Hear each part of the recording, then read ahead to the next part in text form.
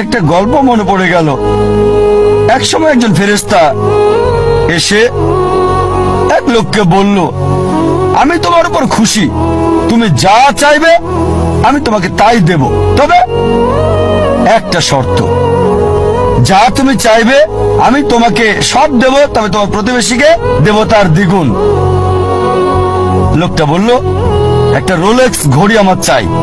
ফেরেশতা তাকে রোলেক্স ঘড়ি দিয়ে দিল। প্রতিবেশী দুটো রোলেক্স ঘড়ি পেল। লোকটি বলল, একটা মার্সিডিজ গাড়ি আমার চাই।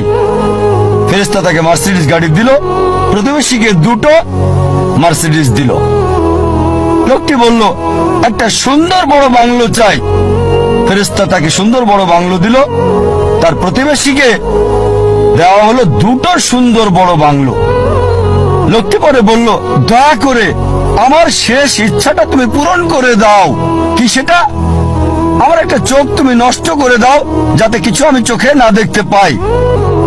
চিন্তা করেন, সে তার নিজের চেয়ে প্রতিবেশীকে নিয়ে বেশি ব্যস্ত। তার জীবন সহজ কিন্তু জটিল সেটা ভাবছে না সে। প্রাচুর্য কি দারিদ্রতা যাই থাকুক, সে বেশি চিন্তিত তার প্রতিবেশীর চেয়ে ভালো জীবন যাপন করা নিয়ে। এ কারণেই সে ফেরেশতাকে বলল, আমার একটা চোখ নষ্ট করে দাও, যাতে প্রতিবেশীর দুটো চোখই নষ্ট হয়ে যায়। এভাবে আমরা প্রতিবেশী কেন্দ্রিক। নিজে সুখী কিনা ভাবছে না, দেখতে পারবে কিনা সেটা ব্যাপার না।